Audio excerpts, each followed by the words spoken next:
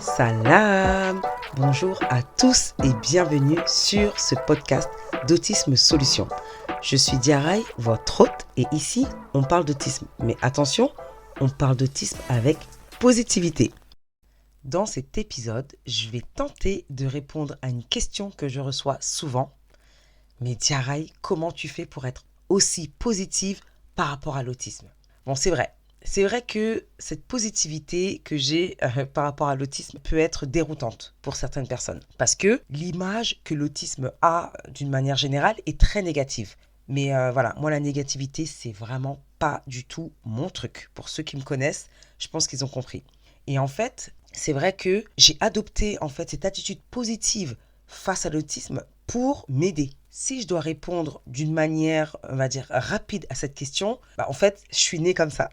On va dire que je suis née, voilà, super souriante, super enthousiaste et surtout optimiste. Voilà, donc je suis née comme ça, on va dire que ça fait partie de ma personnalité. Mais après, en grandissant, bien sûr, on fait des choix, d'accord? Et par rapport à l'autisme, en fait, on va dire que c'est un choix conscient. Pourquoi? Parce que déjà, en restant positive, j'ai pu encourager Djalira. Bon, il faut savoir que Djalira, quand elle était petite, elle était très anxieuse, elle pleurait énormément et elle souffrait beaucoup puisqu'elle était non-verbale. Et pour faire ancrer des choses, c'est vrai qu'il faut travailler à l'enfance. Et j'avais besoin de mettre Djalira dans ce mood de positivité pour l'aider. Et en grandissant, c'est vrai que ça l'a aidé aussi à essayer de nouvelles choses et aussi à explorer des nouvelles choses. Donc c'est vrai que là, la Djalira qui est aujourd'hui, elle est super enthousiaste sur tout et super positive. Et je pense que c'est ce que j'ai travaillé depuis qu'elle était toute petite. Aussi, en ayant cette attitude positive, ça permet aussi de créer chez moi un environnement, on va dire, familial plus harmonieux.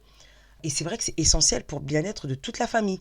Donc c'est vrai que s'il n'y a que moi qui, on va dire, qui ait cette positivité dans la famille, ça va pas trop aider au niveau de l'harmonie de la famille.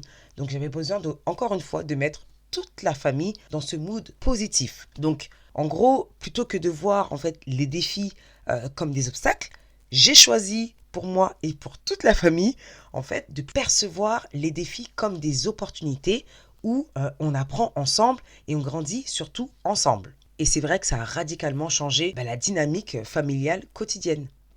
Après, ce qui m'a aidé aussi, c'est que je vis en Angleterre. Donc, c'est vrai que c'est un pays où l'autisme en fait, n'est pas du tout inconnu, d'accord? Donc, ils sont quand même très avancés sur le sujet de l'autisme. Et c'est vrai qu'il y a un mouvement, on va dire, dans les pays anglophones qui a été créé pour promouvoir en fait l'idée que les personnes neurodivergentes, donc comme celles qui sont autistes, ne doivent pas être forcées à se conformer aux normes neurotypiques, mais plutôt être acceptées et célébrées pour leurs différences. Donc ça, c'est énorme et ça fait vraiment, vraiment la différence sur la vision qu'on a de l'autisme. Donc ce mouvement s'aligne parfaitement avec mon approche positive car ça met l'accent en fait sur l'acceptation et ça met l'accent sur l'inclusion. Et moi, j'aime bien les principes de ce mouvement en neuroaffirming. Donc, c'est la valorisation des différences. Donc là, en fait, il s'agit de plutôt voir l'autisme non pas comme un défaut à corriger, mais comme une variation naturelle de la neurodiversité humaine. Donc ça, c'est génial. Et j'aime bien aussi la promotion de l'autonomie. Donc en fait, c'est le fait d'encourager les personnes autistes à être elles-mêmes et à prendre des décisions qui respectent leur mode de fonctionnement unique. Parfait, encore une fois. Et ce que j'aime aussi, c'est le renforcement des capacités. Alors, plutôt que de se concentrer uniquement sur les défis, ce mouvement va mettre en lumière les forces et les talents des individus neurodivergentes. Tout ce que j'aime. Donc, je dirais vraiment qu'en adoptant cette approche, on peut non seulement aider nos enfants à s'épanouir, mais aussi justement contribuer à une société qui va être plus inclusive et qui va être plus respectueuse. Alors, il y a un autre paramètre que justement je ne peux pas mettre de côté ni nier. Alors, c'est la spiritualité. Alors, je suis musulmane, d'accord? Et c'est vrai que dans la religion musulmane, on apprend à accepter les épreuves avec patience et gratitude. Alors, je ne dis pas que c'est comme ça que j'étais au début, parce que c'est pas vrai. Non, non, au début, c'était très dur. D'ailleurs, je ferai un petit podcast sur les différents états par lesquels on passe lorsqu'on a un enfant handicapé. Mais dans l'idée, c'est ça. C'est que Dieu ne nous charge pas, en fait, d'une épreuve qu'on ne peut supporter. Alors, en sachant ça, je me dis que Dieu m'a donné une épreuve que je peux supporter.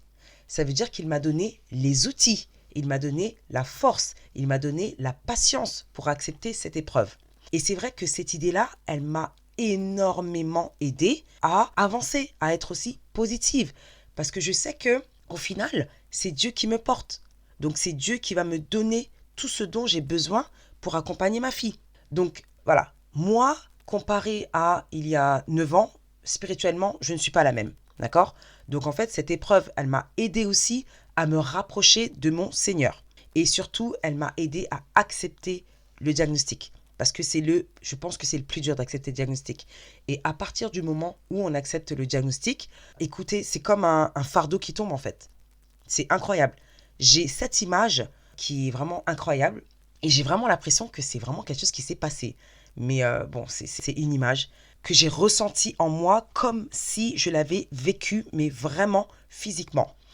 Alors, le jour où j'ai littéralement compris ça, c'est comme si je prenais ce poids que j'avais sur les épaules et que je le tendais à mon Seigneur. Et à partir de ce moment-là, je me suis sentie tellement légère. Je me suis dit, en fait, c'est lui qui gère. C'est lui qui m'a donné ça. Donc, c'est à lui que je dois faire confiance pour m'aider à gérer ce truc-là, en fait. Et sincèrement, ce jour-là, mais je crois que j'ai perdu 100 kilos. J'ai perdu 100 kilos de charge mentale. J'ai perdu 100 kilos de stress. J'ai perdu 100 kilos d'anxiété. Et depuis ce moment-là, en fait, ça va beaucoup mieux. J'ai accepté le diagnostic de Jalera. J'ai accepté toutes les épreuves qu'il y avait autour, parce qu'on parle de l'autisme, mais en fait, le plus dur, c'est tout ce qu'il y a autour de l'autisme, en fait. Donc, quand je parle d'autisme solution, je n'apporte pas de solution pour l'autisme, mais en fait, c'est une solution pour tout ce qu'il y a autour de l'autisme, parce que c'est juste incroyable. La vie, elle change. Mais cette perspective, en fait, d'avoir mon Seigneur qui me porte, mon Seigneur qui m'a donné Jalera, mon Seigneur qui est en charge de tout, ça m'a vraiment aidé à rester forte et résiliente. Sachant que chaque défi est aussi une opportunité de croissance spirituelle et personnelle. Donc en sachant tout ça, je me suis dit, waouh, je rentre dans quelque chose de grand qui va changer littéralement ma vie. Donc il est crucial en fait de comprendre que nos enfants sont des dons précieux et que Dieu nous a choisis, nous, pour nous occuper de ces enfants-là. Donc c'est aussi un honneur pour nous. C'est un honneur.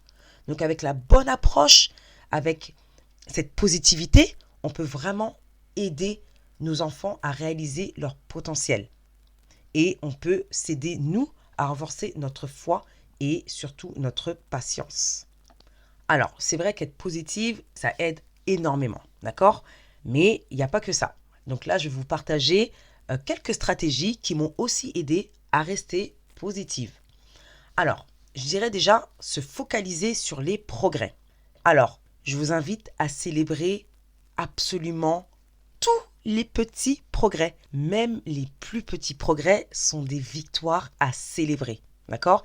Et c'est vrai que c'est des choses qui nous motivent à continuer. Donc, célébrons les victoires. Cherchez aussi du soutien.